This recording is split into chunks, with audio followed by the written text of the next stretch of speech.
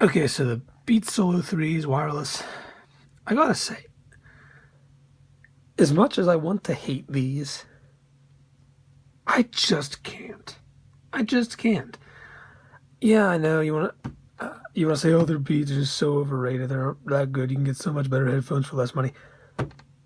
I gotta be honest with you. I really like these. I'm really surprised by how much I like them. Okay, just to start off one thing here.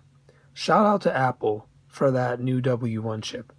You might say that's just a gimmick, but I don't. I think it's actually really cool. I've never had any Bluetooth device since Bluetooth was invented. I've never had a Bluetooth device pair so easily and stay connected so reliably. I mean, with my iPhone, you turn them on. You don't even have to go through the menu. It just pops up. You click connect, and the headphones are connected. And they connect to all your devices through iCloud. So they were already. I just had to go in the Bluetooth, like the dashboard at the top of my screen on my MacBook, and click connect, and it connected right up. And when you turn your computer off, it automatically switches back to your phone. It just works so well. And my MacBook is 5 years old. My iPhone's an iPhone 6 Plus from 2014. So they're not even the newest MacBooks and iPhones, and they still work perfectly, even though they themselves don't have the W1 chip. Through the iOS and macOS software, if you have the latest version, it'll work with the W1 chip, and it'll connect flawlessly. So that's really cool. You don't even have to have a newer product. And I gotta tell you, the Bluetooth range on these is unlike anything you've ever experienced. I think they advertise it at like 400 feet, and they're not lying. There was nowhere in my house that I was able to go that caused me to lose my Bluetooth connection. I mean, I'm talking like my phone would be upstairs, and I would go downstairs in the basement, and the connection would work flawlessly through cement walls and metal doors. Like, it is ridiculous. These are crazy. You're not gonna lose your connection. It's like it's unbelievable. Yeah, I'm really impressed. If that would just change the game for Bluetooth devices. If that kind of technology would go mainstream, if Apple would like open that up to the rest of the world, which of course they're not going to do, but like I don't know, when Bluetooth 5.0 comes out, maybe it'll be like that for everybody. But right now, Apple has it down right now with their W1 chip. That's just outstanding. The way that it can just use software on your Apple devices to connect flawlessly. Now, that being said, what if you don't have Apple devices? What if you don't? Or if you do and you just don't care? Well, I don't know. It's a little bit different then. I would say, are these headphones worth the MSRP of $300? And I would say no. They're not. They're not. Especially if you don't have Apple devices and you're not going to use them that way. Are they good headphones? Yeah, they are. They sound good. They really do sound good. They have great bass, obviously, but also what I didn't expect is the highs and mids are actually really clear. Like, it's good. Like, these, it was just, listening to these was fun. I'll say that. It was a fun listening experience. These are just fun headphones. They really are. For all types of music. I was listening to some like acoustic stuff, and there was a harmonica part, and I expected it to be, I was listening to some like hip hop, and I was, oh yeah, that sounds great. But when I start playing acoustic stuff, it's going to sound like crap. Oh my God, I was just listening, and I started smiling because I couldn't believe how good. There was like a harmonica solo that came up, and that harmonica was just was just pounding away. It was just sounded beautifully. Like, these really do have great separation of the different instruments. Definitely a prominent bass-driven experience, but the highs and mids are not lost. There's detail, and I don't know. I don't think Beats were always like that, but I think now. I'll just say this much: Apple took over making these headphones, and they've really made some great changes. They still have a ways to go. The build quality still scares me, to put it that way. I'm not confident that these are a pair of headphones that could last years without breaking. Particularly the headband here, and how that's like a soft rubber, and how that kind of has a tendency to come separated from the plastic outer part of that. I have a feeling that's going to be coming off within a matter of months, maybe. I don't know. And I mean, it's not horrible, cheap plastic, not like a JBL level of plastic, which, by the way, never buy JBL headphones. I've had every pair of JBLs I've ever seen, they snap at the headband. They're just really crappy, cheap. I mean, even if you buy the ones that are a couple $100s, just go in Best Buy, look at the JBL display. All the pairs of sample headphones they have there for people to try on all have hairline cracks in the headband, and that's a horrible sign. Yeah. Now, these are better than that. And if you look at the samples of the Beats they have in Best Buy, you never see those cracked, so I don't know. Maybe these will. Maybe the build quality is better than I think. I mean, they're plasticky, yeah, but maybe I don't know. Maybe they will hold. I don't know. I am a little bit concerned. I wish they were.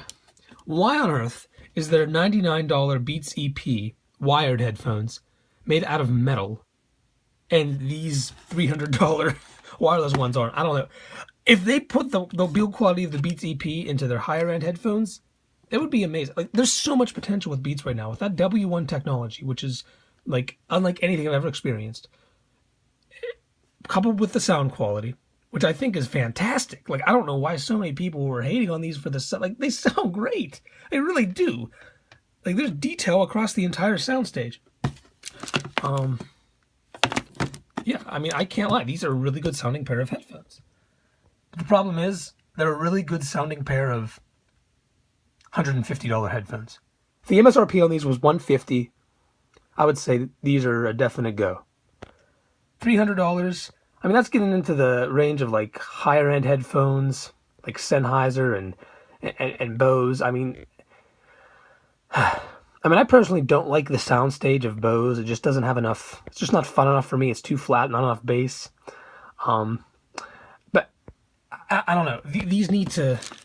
They need to either go down in price at their current MRSP or stay where they are in price and up the build quality by a lot.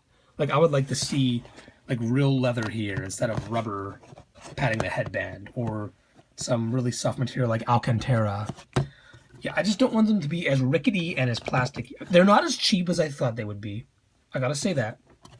But honestly, I feel like if you got the matte black finish instead of glossy black, I think that would make them feel less cheap. Obviously, the paint on them has nothing to do with the build quality, but just the illusion of build quality. I think glossy plastic just feels cheap in my head. I feel like if it was matte black plastic, it would feel just like not having that slippery surface and having a more tactile feel would make it feel more expensive. Obviously, it wouldn't change its durability, but at least it would give it the feel of being more. So I think if, like I said, I wish I could have gotten the matte black, but I wasn't willing to spend an extra $80 just to get that. But I think those would be even better. These are great headphones. If you were to get these, you're not going to be disappointed. And the comfort, they're really comfortable. Those ear pads are very comfortable. Yeah, they're comfortable. I didn't think they would be that comfortable, but I have absolutely no problems with comfort. I had these on for hours. I was testing them.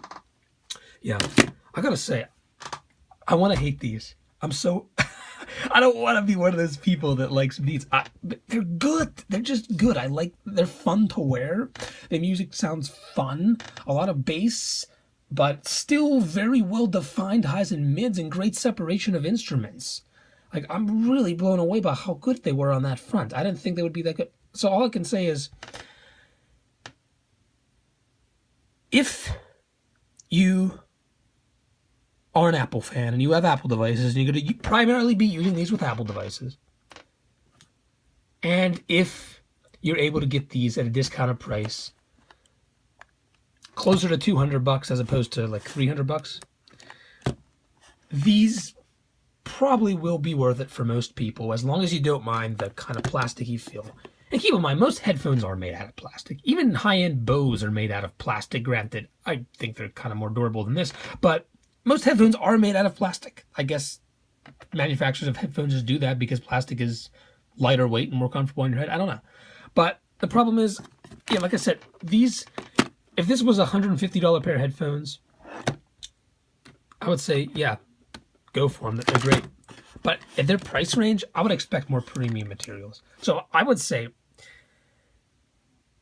they're good right now. They're definitely good, solid headphones.